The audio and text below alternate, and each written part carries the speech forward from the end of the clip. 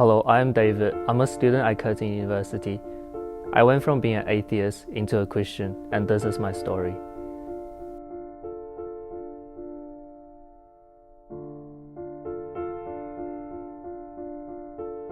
So I came to Perth, Australia 4 years ago as an international student. Then before that I was 100% atheist. I believe that there's no God out there and we all came to evolution. But after coming here, I had a childhood friend who was a Christian, and then he brought me to church. After going to church for a few times, I started to wonder, could there really be a God out there? And surely it's more than just something that humans have made up. So I asked my childhood friend, hey, how do I know if this God is real or not? And I thank God for his answer to me. He said, you can just ask God yourself. You can pray and ask him, God, if you're there, please show yourself to me. And for me, there was nothing else to lose. So I just prayed that prayer.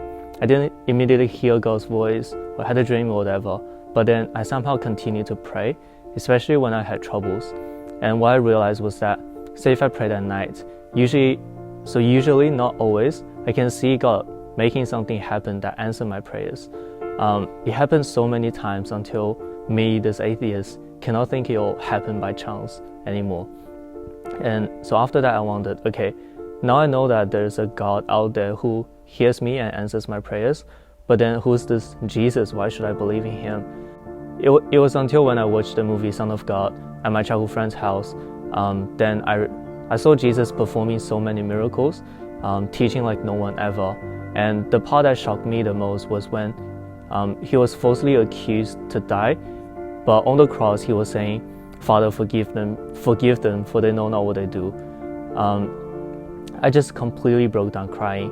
I thought, who's this man that even wants the best for his own enemies? Surely there's something special about Jesus. And also because I prayed in the name of Jesus and it was answered, so I concluded that Jesus was God. But now looking at it, I was only a part-time or a superficial Christian. I lived as if God had nothing to do with me for 6 days a week and then go to church on Sundays because I thought that's what a Christian should do. There was just no fruits coming out. Until God made me realize my own hypocrisy. How can I claim to be a follower of Jesus, a Christian, when I act no different than other people? I then decided to surrender to God and let him be the Lord of my life. God helped me every step to know him more, to obey him more, and to love him more. And it was a long and sometimes even painful process. But I was seeing the good fruits coming out, and I was joyful and I was at peace.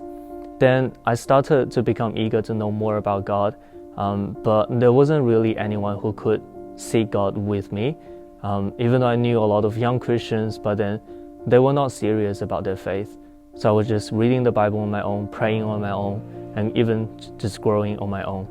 So at the start of last year, 2019, I was really tired of it. I was like, why do I have to do these things alone? Can I not find anyone who's serious about their faith and God?